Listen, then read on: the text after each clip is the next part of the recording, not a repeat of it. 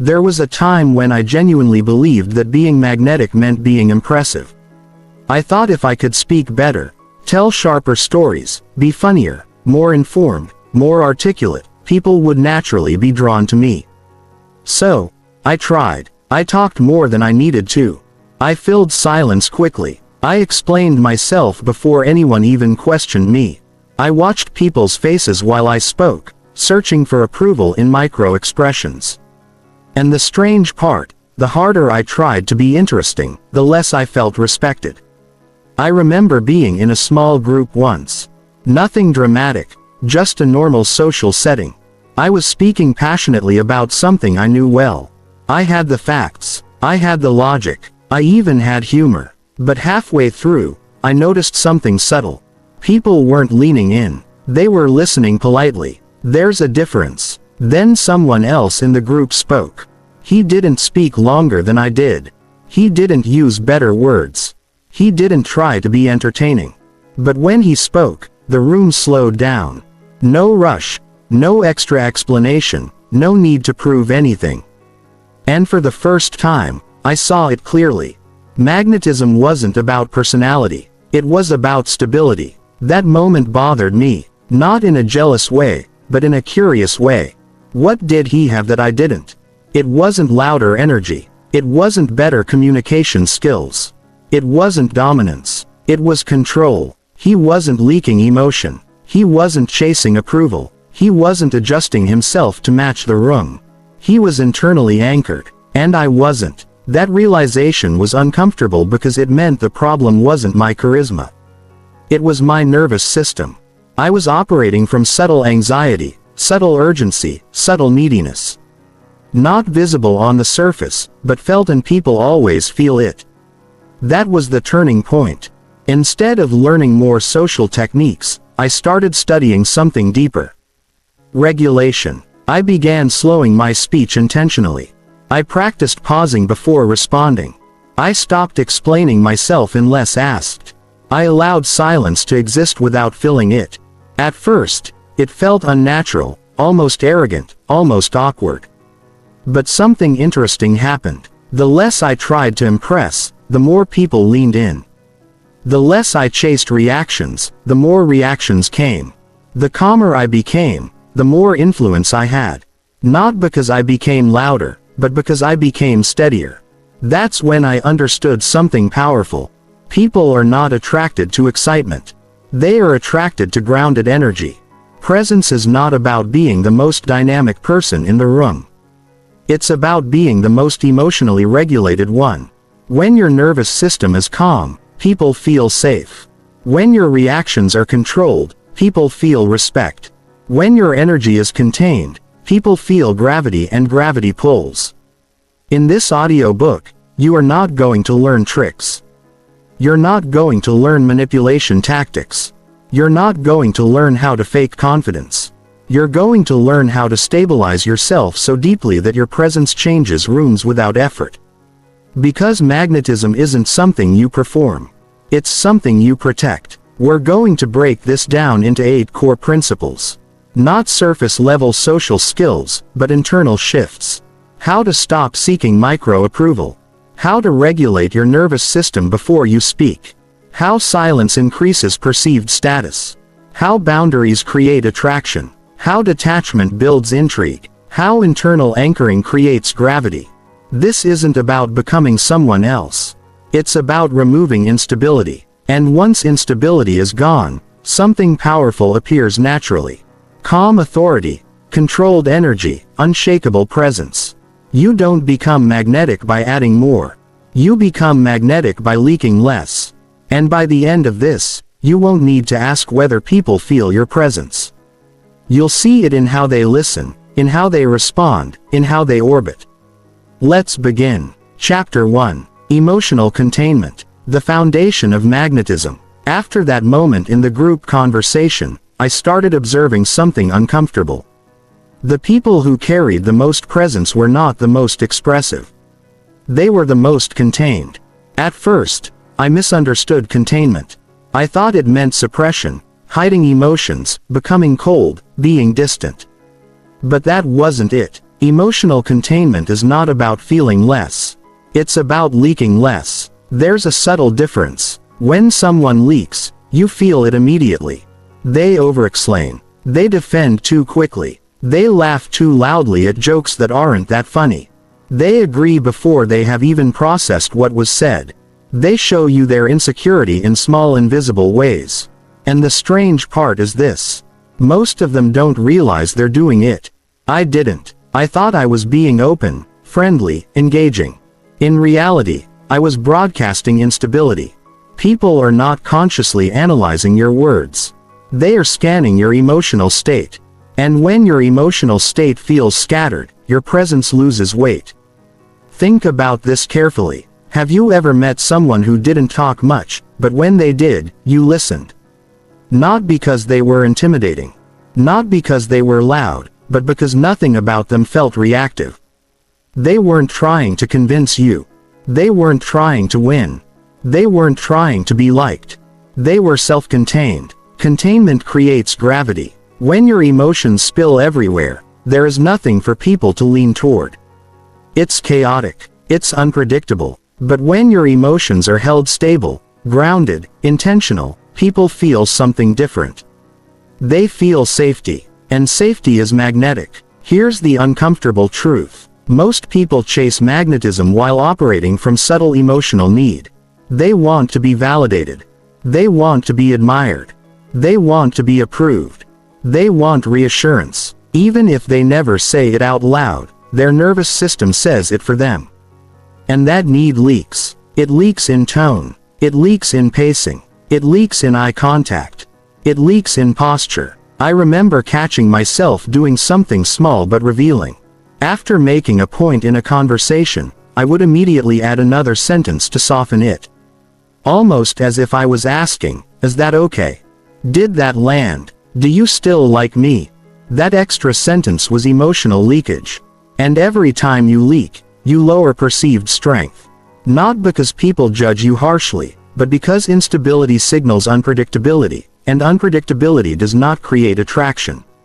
Let's redefine magnetism clearly. Magnetism is the effect created when others feel stable around your energy, not entertained, not impressed, stable. When someone is emotionally contained, they don't rush to respond. They don't interrupt silence. They don't defend every criticism. They don't overshare personal struggles to create connection. They allow space, and space increases value. Imagine two people in the same room. One is animated, constantly reacting, adjusting to everyone's mood. The other speaks less, listens more, reacts slowly, and doesn't seem emotionally pulled in different directions. Which one feels heavier? Which one feels centered? Weight attracts, lightness drifts. Emotional containment gives your presence weight. Now, here's the deeper layer. Containment requires internal anchoring. If your sense of worth depends on how others respond to you, you cannot contain your energy. You will constantly adjust, constantly check, constantly scan for approval. That scanning breaks magnetism instantly because neediness is visible even when silent. When I began practicing containment, it felt unnatural. I had to consciously stop adding extra explanations, stop filling pauses, stop reacting instantly, stop softening my opinions. At first, the silence felt uncomfortable. There were moments where I wanted to jump in just to relieve tension. But then something interesting happened. The tension wasn't real. It was mine. Other people weren't uncomfortable. I was. And once I learned to tolerate my own discomfort, everything changed. People started holding eye contact longer. They started asking follow-up questions. They stopped interrupting. The room didn't get louder. It got slower. That's when I understood something critical. Magnetism is not about projecting outward. It's about compressing inward. When your emotional energy is compressed, not suppressed but contained, it becomes concentrated, and concentrated energy feels powerful. Scattered energy feels weak. So here is your first principle. Before you try to attract anyone, stabilize yourself. Before you try to impress anyone, regulate yourself. Before you try to be interesting, contain yourself. Because the person who does not leak does not chase, and the person who does not chase creates gravity. Over the next chapters, we will break down how to build that stability through nervous system control, silence, boundaries, and internal certainty. But none of it works without this foundation. Emotional containment is the beginning. If you master this one principle, you will already notice something subtle. You won't feel the urge to prove. And when you stop proving, people start perceiving. And perception is where magnetism begins. Chapter 2. Your nervous system enters the room. Before you do, there is something most people never realize. You do not walk into a room alone. Your nervous system walks in first. Before you say a word, before you shake a hand, before you even make eye contact, your body has already announced your internal state, and people feel it instantly. This is why two people can say the exact same sentence. But one feels confident and the other feels insecure. It's not the words, it's the regulation. After I began practicing emotional containment, I noticed something deeper. Even when I said less, even when I paused more, something still felt slightly off in certain situations. My voice would tighten. My breathing would become shallow. My posture would subtly stiffen. On the surface, I looked composed. But internally, my nervous system was still running fast. And fast energy feels unstable. Here's the truth most people avoid. Magnetism is biological before it is psychological. When your nervous system is dysregulated, anxious, rushed, hyper-alert, your body leaks signals, micro-tension in the jaw, slight fidgeting in the hands, speaking slightly faster than necessary, laughing a bit too quickly. None of these are dramatic, but together they create an impression. Unsettled. And unsettled energy does not create gravity. Think about the most grounded person you've ever met. What made them feel powerful? It wasn't volume. It wasn't charisma. It wasn't dominance. It was pace. Their movements were unhurried. Their breathing looked steady. Their responses were measured. Their eyes did not dart around. They felt regulated. Regulation creates safety. And safety creates attraction. Here is something critical. The human brain is constantly scanning for threat and stability. This happens subconsciously. When someone appears rushed or reactive, your brain registers micro-instability. When someone appears calm and steady, your brain relaxes and people are drawn toward what relaxes them. That's why emotional regulation is not just self-control, it's influence. I remember deliberately experimenting with this. Before walking into a social setting, instead of rehearsing what I would say, I practiced something else. I slowed my breathing, 4 seconds inhale, 4 seconds hold, 6 seconds exhale. I did it for 2 minutes. Nothing dramatic happened internally, but externally something shifted. My voice dropped slightly in tone. My shoulders relaxed. My movement slowed. And people responded differently. They didn't interrupt as often. They didn't rush the conversation. They listened. Because calm energy sets the tempo of interaction. Most people walk into rooms trying to match the energy. Magnetic people walk in and subtly set it. There is a massive difference. When your nervous system is reactive, you mirror everyone else.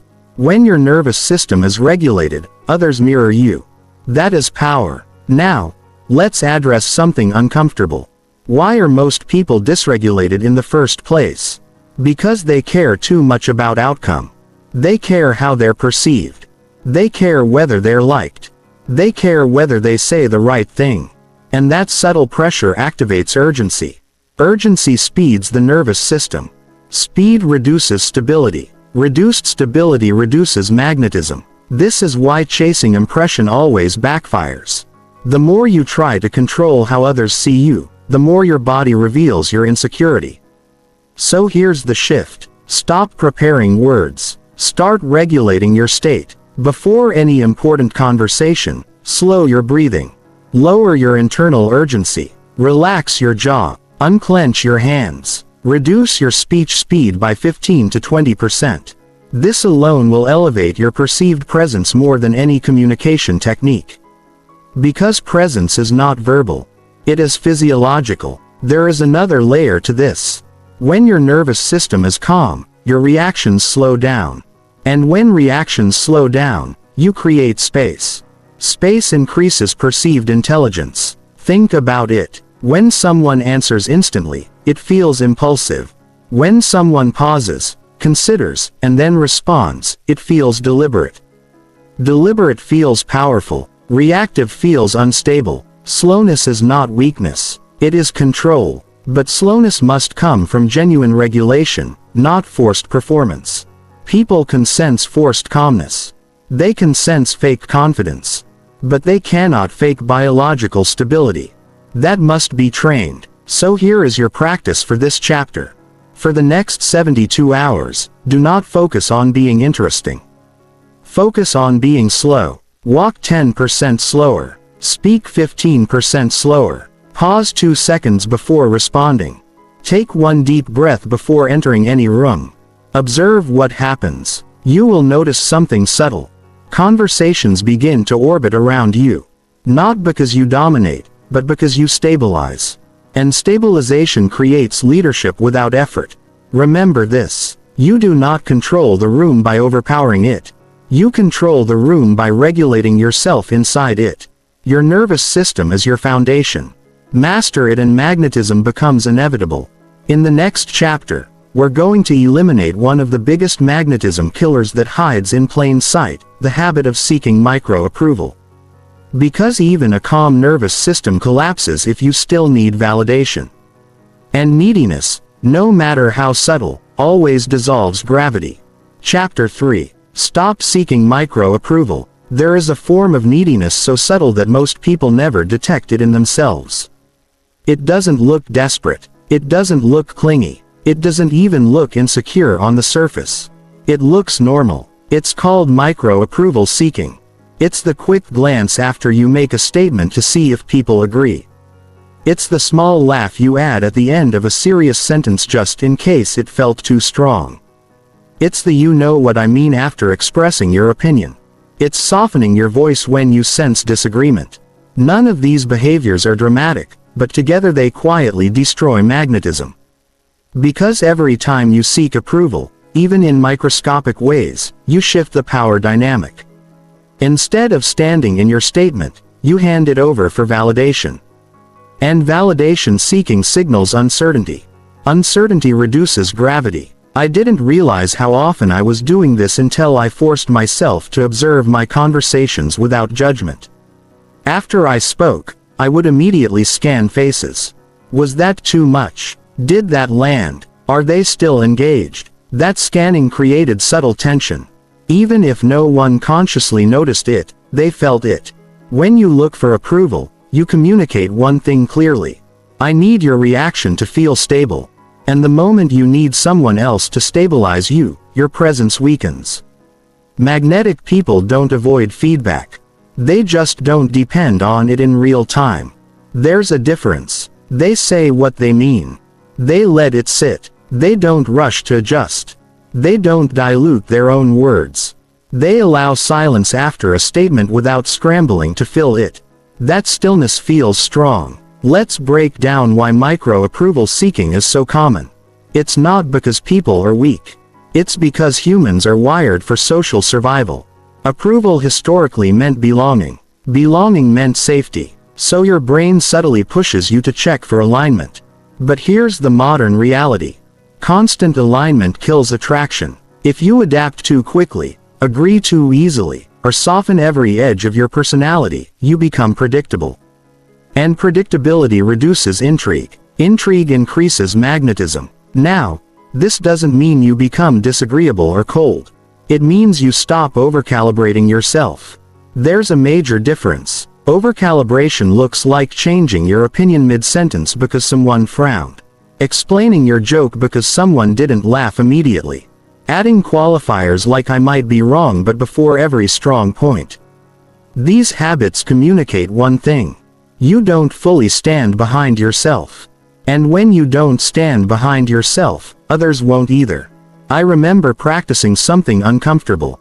After making a statement, I forced myself to stop. No extra words. No justification. No scanning the room, just silence. At first, it felt exposed. My body wanted to soften the edge. But something interesting happened. The silence gave my words weight. Instead of rushing past what I said, people processed it. Some nodded, some asked follow-up questions, and some disagreed calmly. But none of those reactions destabilized me. And that stability changed the dynamic. When you stop seeking micro-approval, you signal internal validation. Internal validation feels rare. Rare feels valuable. Valuable attracts. Let's go even deeper. Micro-approval seeking is not just verbal. It's physical. Quick eyebrow raises, over-smiling, excessive nodding, leaning in too eagerly. These micro-movements communicate eagerness, and eagerness when unbalanced feels like chasing. Magnetism collapses when chasing begins because chasing implies scarcity, and scarcity of self-belief is visible. Now ask yourself honestly after you speak. Do you feel settled, or do you feel slightly anxious about how it landed? That anxiety is the leak, and emotional leaks weaken presence. The goal is not to eliminate care.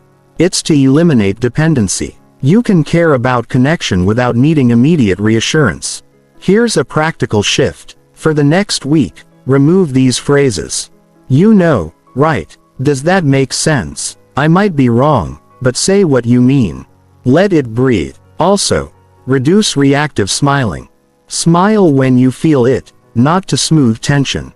Tension is not always negative. Sometimes tension creates intrigue. Sometimes tension creates respect. Sometimes tension creates depth. When you immediately smooth tension, you remove intensity. Intensity when controlled creates magnetism. This chapter is not about arrogance.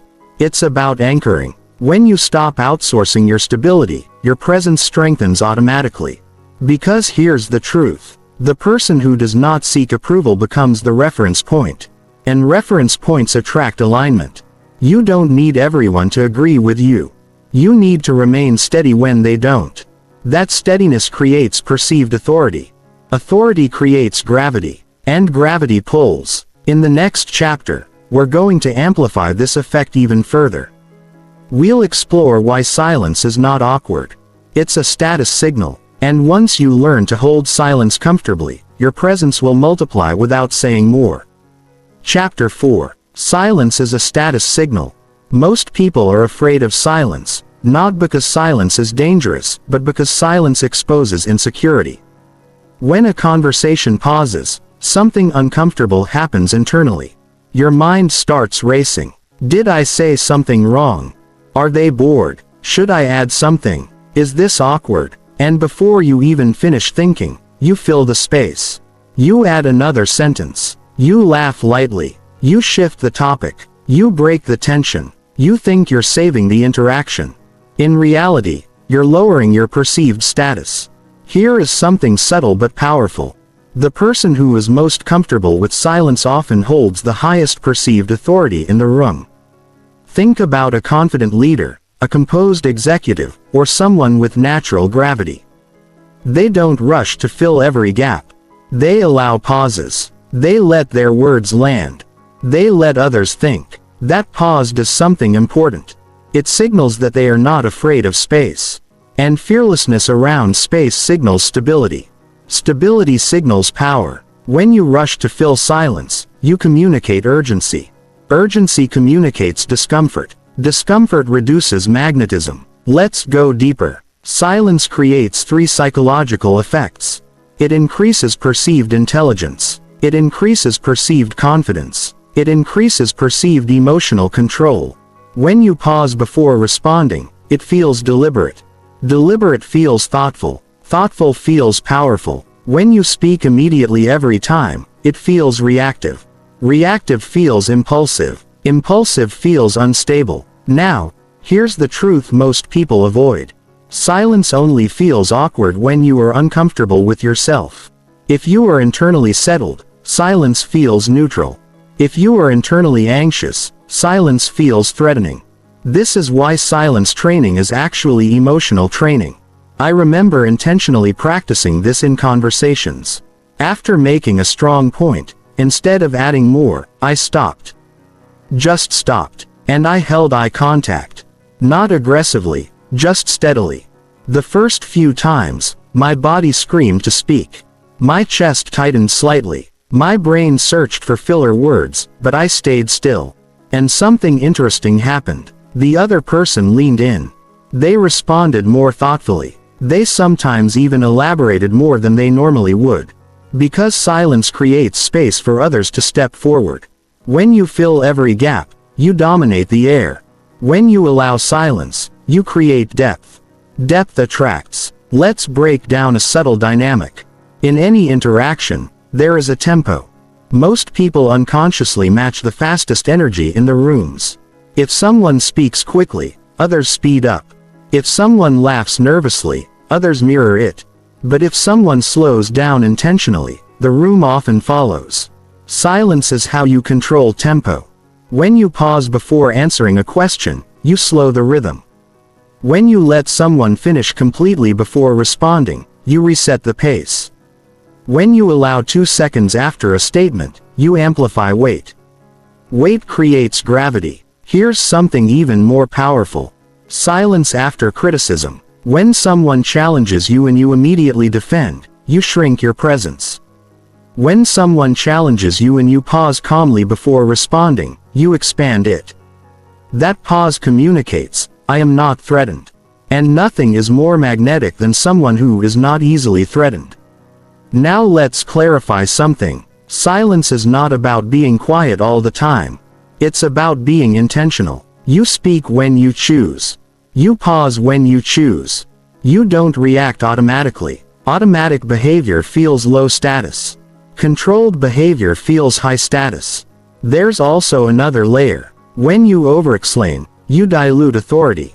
Overexplaining is often just fear of being misunderstood. But strong presence tolerates misunderstanding because strength doesn't require immediate agreement. Try this in your next conversation. Say 20% less than you normally would. Remove one unnecessary explanation. Remove one extra sentence. After making a point, count 2 seconds in your head before speaking again. Notice what changes. You'll feel slightly exposed at first, but exposure without collapse builds confidence, and confidence builds magnetism. There is something almost paradoxical about silence. The less you speak, the more people assign weight to what you do say.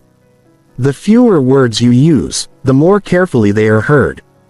The less you chase noise, the more noticeable your presence becomes. Silence is not emptiness. It is contained energy, and contained energy feels powerful. Remember this clearly. The loudest person in the room is rarely the most magnetic. The calmest person often is, and calmness is visible in stillness. Stillness is visible in silence. In the next chapter, we'll build on this foundation and move into something that dramatically increases attraction, boundaries, because silence gives you weight, but boundaries give you value. And value is what makes people lean closer instead of drift away. Chapter 4. Silence is a status signal. Most people are afraid of silence. Not because silence is dangerous, but because silence exposes insecurity. When a conversation pauses, something uncomfortable happens internally. Your mind starts racing. Did I say something wrong? Are they bored? Should I add something? Is this awkward? And before you even finish thinking, you fill the space. You add another sentence. You laugh lightly. You shift the topic. You break the tension. You think you're saving the interaction. In reality, you're lowering your perceived status. Here is something subtle but powerful. The person who is most comfortable with silence often holds the highest perceived authority in the room. Think about a confident leader, a composed executive, or someone with natural gravity. They don't rush to fill every gap. They allow pauses. They let their words land. They let others think. That pause does something important. It signals that they are not afraid of space. And fearlessness around space signals stability. Stability signals power. When you rush to fill silence, you communicate urgency. Urgency communicates discomfort. Discomfort reduces magnetism. Let's go deeper. Silence creates 3 psychological effects. 1. It increases perceived intelligence. 2. It increases perceived confidence. 3. It increases perceived emotional control. When you pause before responding, it feels deliberate. Deliberate feels thoughtful. Thoughtful feels powerful. When you speak immediately every time, it feels reactive. Reactive feels impulsive. Impulsive feels unstable. Now, here's the truth most people avoid. Silence only feels awkward when you are uncomfortable with yourself. If you are internally settled, silence feels neutral. If you're internally anxious, silence feels threatening. This is why silence training is actually emotional training. I remember intentionally practicing this in conversations. After making a strong point, instead of adding more, I stopped. Just stopped and I held eye contact. Not aggressively, just steadily. The first few times, my body screamed to speak. My chest tightened slightly. My brain searched for filler words, but I stayed still. And something interesting happened. The other person leaned in. They responded more thoughtfully. They sometimes even elaborated more than they normally would. Because silence creates space for others to step forward. When you fill every gap, you dominate the air. When you allow silence, you create depth. Depth attracts. Let's break down a subtle dynamic. In any interaction, there is a tempo. Most people unconsciously match the fastest energy in the room. If someone speaks quickly, others speed up. If someone laughs nervously, others mirror it. But if someone slows down intentionally, the room often follows. Silence is how you control tempo.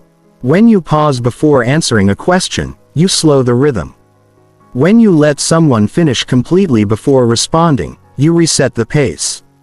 When you allow 2 seconds after a statement, you amplify weight. Weight creates gravity. Here's something even more powerful. Silence after criticism. When someone challenges you and you immediately defend, you shrink your presence. When someone challenges you and you pause calmly before responding, you expand it. That pause communicates, I am not threatened.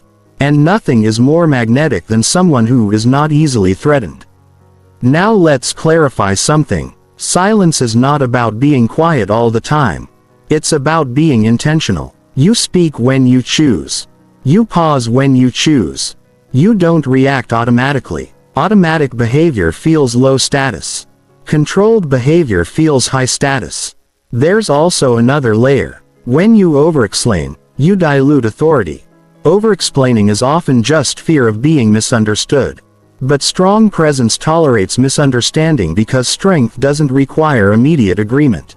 Try this in your next conversation. Say 20% less than you normally would. Remove one unnecessary explanation. Remove one extra sentence. After making a point, count 2 seconds in your head before speaking again. Notice what changes. You'll feel slightly exposed at first, but exposure without collapse builds confidence. And confidence builds magnetism. There is something almost paradoxical about silence. The less you speak, the more people assign weight to what you do say. The fewer words you use, the more carefully they are heard. The less you chase noise, the more noticeable your presence becomes. Silence is not emptiness. It is contained energy. And contained energy feels powerful. Remember this clearly. The loudest person in the room is rarely the most magnetic. The calmest person often is. And calmness is visible in stillness. Stillness is visible in silence. In the next chapter, we'll build on this foundation and move into something that dramatically increases attraction, boundaries. Because silence gives you weight, but boundaries give you value. And value is what makes people lean closer instead of drift away. Chapter 5. Boundaries create attraction. There's a dangerous misunderstanding about magnetism. Many people believe being likable creates attraction. So they say yes too quickly. They become available too easily. They adapt too often. They smooth every conflict. And in doing so they think they are increasing connection. In reality they are reducing value because attraction is not built on availability. It is built on selectivity. Selectivity signals standards. Standards signal self-respect. Self-respect creates magnetism. Let's start with something uncomfortable. If you are always accessible, you are rarely intriguing. If you are always agreeable, you are rarely memorable. If you are always accommodating, you are rarely respected. Boundaries are not walls. They are filters. They quietly communicate. My time has weight. My energy has limits. My standards are not negotiable. And when people sense that, something shifts. They lean in. They become more careful. They pay more attention because what is limited feels valuable. I remember when I used to respond instantly to messages every time, no matter the context, no matter the urgency. I thought it showed reliability. But what it communicated was constant availability. And constant availability reduces perceived demand. When I began responding with intention instead of reflex, something changed. Not dramatically, just subtly. People became more concise, more direct, more respectful. Because boundaries reshape behavior. Now, let's clarify something important. Boundaries are not about playing games. They are not about manipulation. They are about self-regulation. If you say yes when you want to say no, you leak power. If you laugh when you don't find something funny, you leak authenticity. If you agree when you internally disagree, you leak alignment. Every time you betray your own internal signal, your presence weakens. And people feel that inconsistency. Consistency builds trust. Trust builds attraction. Think about someone who calmly says, "I'm not available tonight.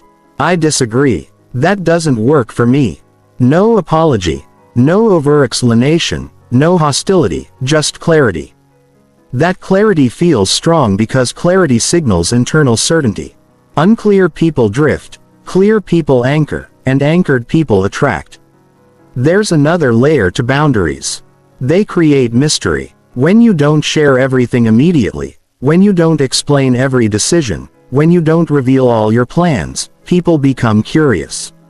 Curiosity increases engagement. Engagement increases magnetism. Oversharing eliminates intrigue. Over-availability eliminates tension. And tension, when healthy, creates attraction. Now ask yourself something honestly. Do you sometimes lower your standards to maintain harmony? Do you accept behavior you internally dislike just to avoid friction? Do you soften your opinions to keep things smooth? That smoothing might feel socially safe, but it slowly erodes presence. Because deep down people respect strength more than comfort, and strength requires limits. Let's break down a powerful shift. Instead of asking how can I make them like me, start asking does this align with me? That subtle mental pivot changes your energy completely. When you evaluate instead of seek approval, you reverse the dynamic. You're no longer trying to enter their orbit. You are allowing them into yours. And that shift creates gravity. Boundaries also regulate emotional energy. If someone speaks to you disrespectfully and you laugh it off, you send a signal not just to them, to yourself. You tell your nervous system that discomfort must be tolerated to maintain connection that creates internal instability. But when you calmly address it or disengage, you stabilize yourself. And stable energy is magnetic energy. Let's be clear, boundaries do not mean aggression. They mean steadiness. You don't need to raise your voice. You don't need to threaten. You simply state your position and hold it. Holding without shaking creates presence. Presence creates attraction. Here is a simple practice for the next week. Say no once where you would normally say yes out of habit. State one opinion without softening it.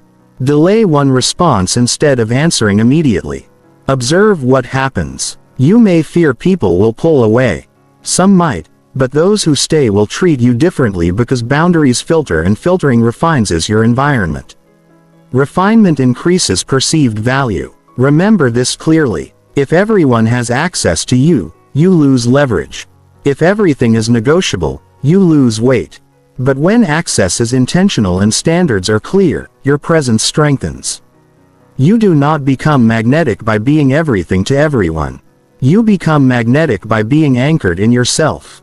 In the next chapter, we'll build on this and explore something even more powerful.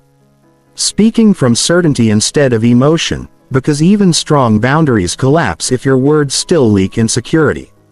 And certainty when genuine amplifies everything. Chapter 6. Speak from certainty, not emotion. There's a major difference between speaking from emotion and speaking from certainty. Emotion is reactive, certainty is anchored. When you speak from emotion, your tone fluctuates. Your pace changes. Your volume rises or drops unexpectedly. You might not notice it, but others do. Emotion-driven speech feels unstable. Certainty-driven speech feels grounded. And grounded speech carries weight. Let's be clear, emotion itself is not weakness. Unregulated emotion is. If someone disagrees with you and you respond instantly, defending, explaining, justifying, your nervous system has taken control. But when someone challenges you and you pause, breathe and respond calmly, something different happens. You signal, I am not threatened. And nothing amplifies presence more than emotional steadiness under pressure. Think about a person whose words always feel solid, not loud, not aggressive, solid. Their tone is consistent. Their speed is measured. They don't overreact to praise. They don't collapse under criticism. Their words feel aligned with their internal state. That alignment creates trust. Trust creates attraction. Now contrast that with someone who speaks passionately but inconsistently. Excited one moment, defensive the next, over-explaining after being questioned, laughing nervously after stating an opinion. That emotional fluctuation reduces perceived stability, and stability is the core of magnetism. I learned this lesson in a subtle way. There was a time when I believed intensity made me persuasive. If I felt strongly about something, I let it show. Faster speech, stronger emphasis, more words. But over time, I noticed something. When I spoke intensely, people either matched my intensity or resisted it. Very few leaned in calmly. Then I tried something different. Instead of increasing energy when I felt strongly, I reduced it. Slower tone, lower volume, fewer words. And suddenly people listened more carefully, because certainty does not need volume.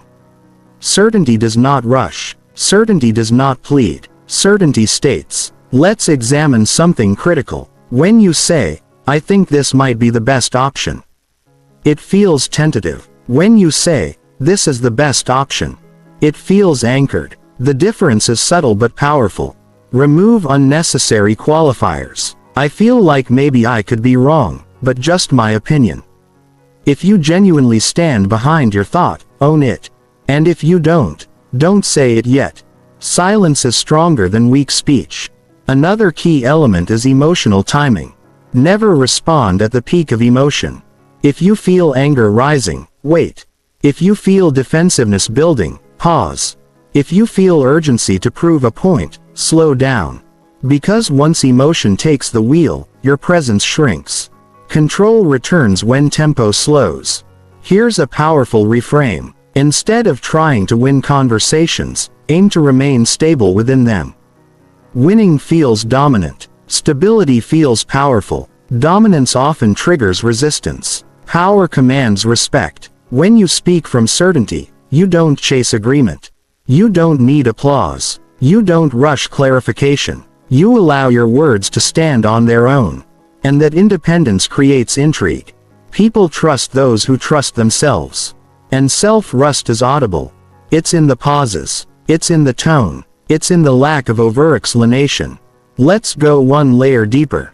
Certainty is not arrogance. Arrogance is loud insecurity. Certainty is quiet alignment. Arrogance pushes. Certainty holds. When someone challenges a certain person, they don't flinch.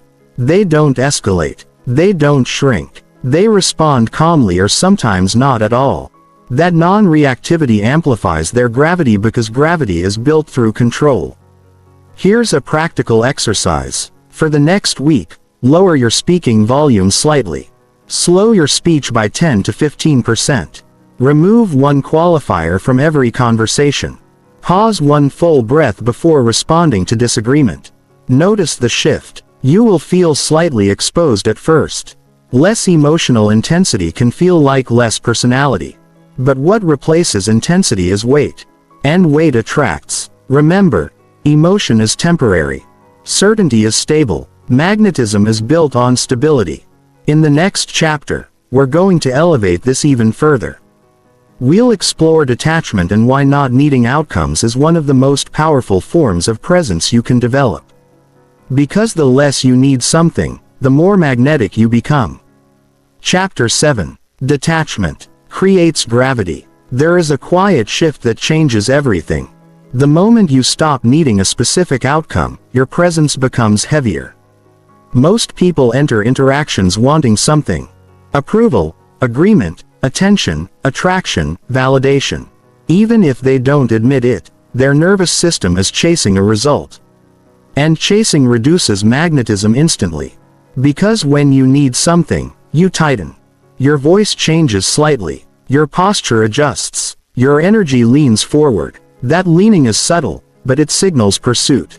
And pursuit reverses gravity. Let's be clear. Detachment does not mean indifference. It means emotional independence from outcome. You still engage. You still care. You still participate. But your stability does not depend on what happens next. This is rare, and rare energy attracts. I remember noticing this during a conversation that used to make me nervous. A high-stakes discussion. In the past, I would rehearse what to say.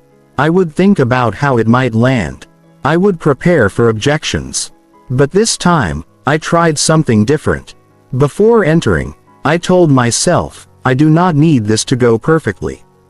That single internal shift changed my physiology. My breathing slowed. My shoulders relaxed. My urgency dropped. The conversation flowed differently. Because I wasn't chasing an outcome. I was simply present. Here's the psychological truth. When you detach from outcome, your nervous system calms. When your nervous system calms, your energy stabilizes. When your energy stabilizes, people feel safe, and safety is magnetic. Think about someone who does not need you to agree with them. Not in an arrogant way, but in a grounded way. They express their view. If you disagree, they don't crumble. If you walk away, they don't chase. If you criticize, they don't escalate. They remain internally anchored. That steadiness creates gravity because gravity comes from density. And density comes from internal solidity. Now compare that to someone who desperately wants approval.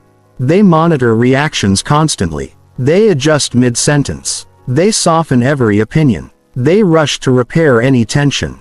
Their energy feels light. Light energy drifts. Heavy energy pulls. Detachment increases emotional density. Here's another layer. When you need something, you subconsciously overinvest.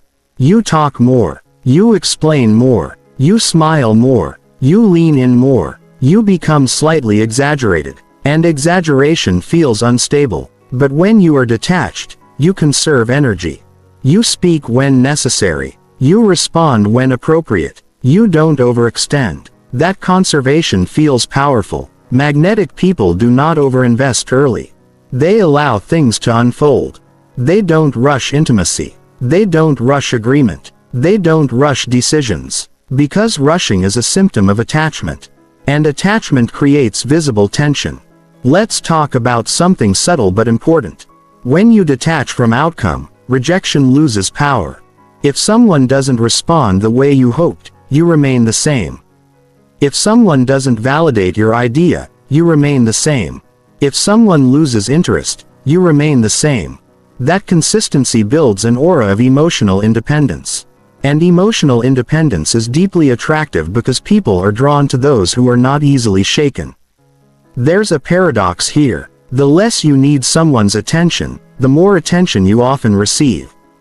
The less you chase respect, the more respect you command. The less you seek validation, the more validation arrives naturally. Not because of manipulation, but because neediness dissolves and stability remains. Detachment also sharpens decision-making.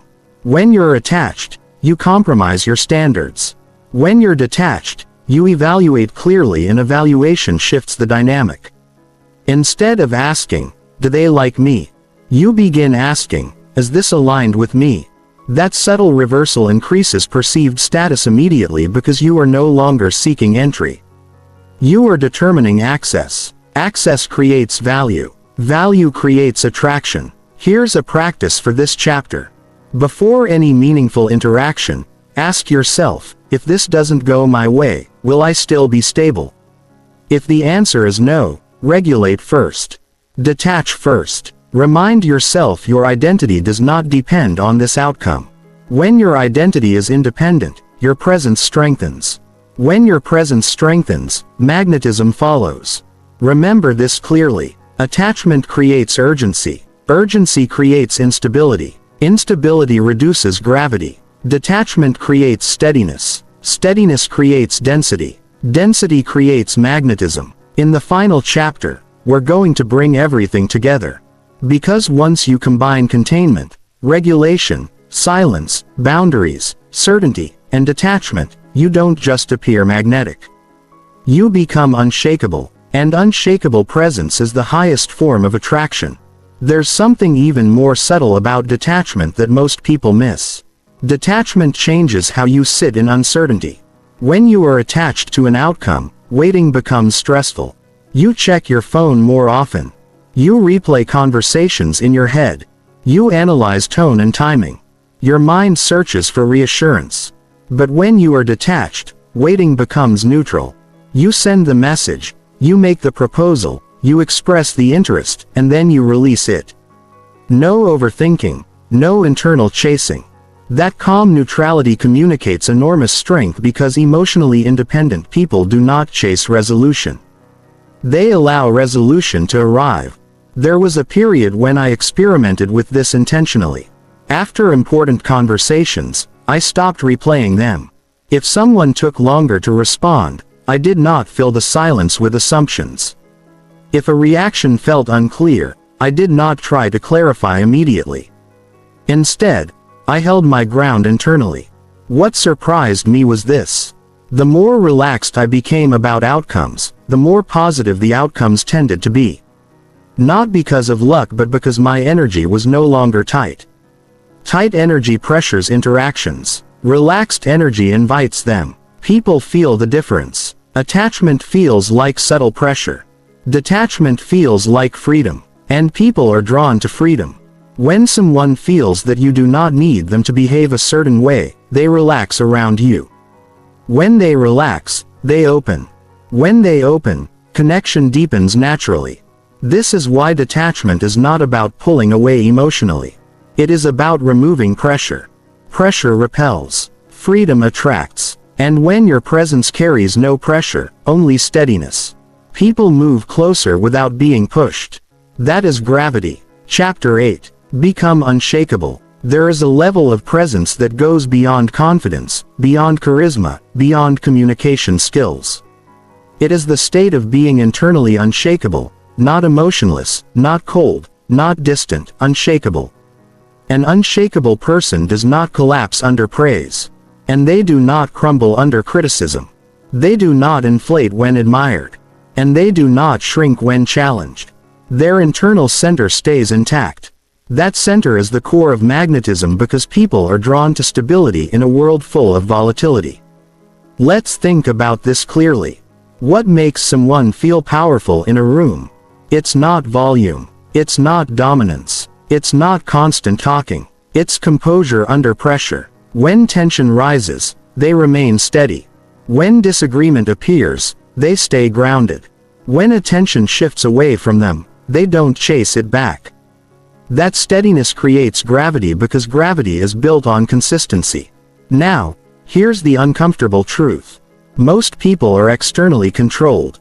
Their mood depends on how they're treated. Their confidence depends on how they're received. Their energy depends on how the room reacts. That is fragile presence. Fragile presence cannot be magnetic because magnetism requires density. Density requires internal anchoring. An unshakable person does not outsource their state. They self-regulate. If someone dismisses them, they remain the same. If someone praises them excessively, they remain the same. If someone challenges them aggressively, they remain the same. And that emotional consistency feels rare. Rare feels valuable. Valuable attracts. I remember noticing a subtle shift in myself. In the past, if someone disagreed strongly with me, I felt a surge, a need to clarify, a need to defend, a need to correct. But as I practiced everything we've covered, containment, regulation, silence, boundaries, certainty, detachment, something changed. The surge still came, but it no longer controlled me. I could feel the emotion rise and not move with it. That pause between feeling and reaction is where unshakable presence is built. It's not about eliminating emotion. It's about not being governed by it. There is enormous power in that space. Because when someone tries to provoke you and you do not react impulsively, the dynamic shifts instantly. You are no longer inside the emotional current. You are observing it, and observers hold higher ground. Now let's go deeper. Unshakable presence also means you don't adjust your identity to fit rooms. You don't shrink to avoid intimidation. You don't inflate to compete. You remain consistent. That consistency builds trust over time. People begin to know what they get with you. No volatility, no dramatic swings, no emotional unpredictability. Predictability and character, not in behavior, builds respect. Respect builds attraction. There's also something else. When you are unshakable, you stop chasing control. You don't try to control how people perceive you. You don't try to manage every impression. You let perception form naturally because your internal state is stable regardless. That stability removes tension, and tension removal increases magnetism. Here's something powerful to internalize. If someone can emotionally move you easily, they control you. If someone cannot move you easily, you control yourself. Self-control is visible. Visible self-control signals strength. Strength signals safety. Safety attracts. Becoming unshakable is not dramatic. It's subtle. It's walking into a room without adjusting your breathing. It's speaking without scanning for validation. It's holding eye contact without proving. It's hearing criticism without defending instantly. It's receiving praise without inflating. It's remaining centered when energy shifts. That centering creates gravity, and gravity pulls without effort. Now, let's tie everything together. Containment prevents emotional leaks. Regulation stabilizes your nervous system. Silence increases weight. Boundaries create value. Certainty strengthens speech. Detachment removes pressure. Unshakable presence integrates all of it. At that point, you are no longer trying to be magnetic. You simply are. Because magnetism is not something you project. It's something that happens when your internal world stops fluctuating with the external one. And when you reach that state, something remarkable happens. You no longer wonder whether people feel your presence. You feel your own. And that internal solidity is the highest form of attraction.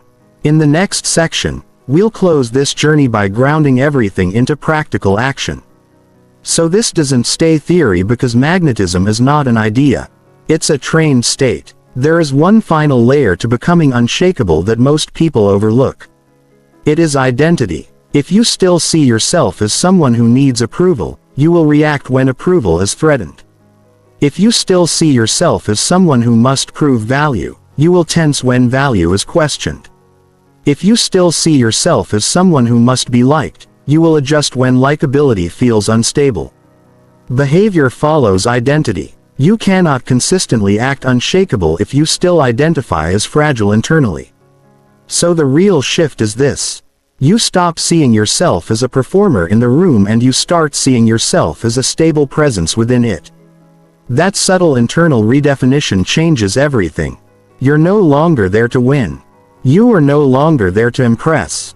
You are no longer there to secure position. You are there as you are anchored. When identity shifts from seeking to standing, your nervous system calms automatically because you're no longer negotiating your worth in real time. And when worth is not being negotiated, reactions slow down. Slowed reactions increase control. Control increases density. Density creates gravity. At that point, magnetism is no longer effort. It is byproduct. You don't think about eye contact. You hold it naturally. You don't force silence. You allow it. You don't manufacture certainty. You speak from alignment. You don't fake detachment. You genuinely don't need the outcome. And when that alignment becomes consistent, something powerful happens. People start adjusting to you. The room calibrates around your stability. Conversations slow down around your pace. Energy settles near your presence. Not because you dominate, but because you don't move. And in a world where everyone is constantly reacting, the person who remains steady becomes the reference point. And reference points attract orbit. That is what it means to be unshakable. Not loud, not cold, not distant, simply centered. And centered people pull without pushing. There was a time when I genuinely believed magnetism was something you had to build outward. Better stories, better posture, better jokes, better timing. I thought if I improved the surface enough, people would naturally lean in. But what changed everything for me wasn't something I added. It was something I removed. I removed urgency. I removed the need to be approved. I removed the habit of over-explaining. I removed the fear of silence. And what remained was steadiness. That steadiness changed how rooms felt. It changed how conversations unfolded. It changed how people responded to me without me trying harder. And that's the point I want to leave you with. You do not become magnetic by increasing performance. You become magnetic by decreasing instability. Think about everything we covered. Emotional containment so you don't leak. Nervous system regulation so you don't rush. Silence so your words gain weight. Boundaries so your presence gains value. Certainty so your speech gains solidity. Detachment so your energy carries no pressure. Unshakable identity so your worth is not negotiated. None of these require you to become louder. They require you to become steadier. And steadiness is rare. In a world where everyone reacts instantly, where everyone over-explains, where everyone chases validation in subtle ways, the person who does not chase stands out. Not aggressively, but gravitationally. There's something powerful about walking into a room without adjusting yourself to fit it, without scanning faces for reassurance, without performing to secure position, just standing, present, anchored. When you do that, something shifts. You stop asking, "Do they feel my presence?" And you start feeling your own. That's the real transformation. Magnetism is not about being noticed. It's about being internally stable, whether you're noticed or not. Because once your state no longer depends on the room begins to respond to your state. Now, here's where this becomes practical. For the next 72 hours, I want you to experiment with 3 things. Day 1. Slow everything down by 15%. Your speech, your movements, your reactions, not dramatically, just intentionally. Day 2. Remove one approval habit. No right at the end of your sentences. No extra explanation after a clear point. No softening strong statements. Day 3. Protect your silence. After making a point, pause. After being challenged, breathe. After being praised, stay neutral. Observe what changes, not just externally, internally. Notice how uncomfortable it might feel at first. That discomfort is withdrawal from old patterns. And on the other side of that discomfort is stability. The more stable you become, the less you need to prove. The less you need to prove, the more people perceive strength. And perception is what magnetism rides on. Here's something deeply important. This is not about becoming cold. It's not about becoming distant. It's not about being detached from connection. It's about removing pressure. Pressure repels. Stability attracts. If you take nothing else from this entire journey, remember this. Magnetism is not intensity. It is control. Not control over others, control over yourself. And once you master that, you don't have to try to be a people magnet. You don't chase attention. You don't compete for it. You don't manipulate for it. You simply walk into spaces as a stable force, and stable forces create gravity. From this point forward, don't focus on being impressive. Focus on being unshakable. Don't focus on being interesting. Focus on being regulated. Don't focus on attracting. Focus on stabilizing. Because when you stop chasing attention, attention starts noticing you. And when you stop performing presence, presence becomes who you are. Let that be the shift. Let that be the practice. And let that be the standard you carry into every room from now on.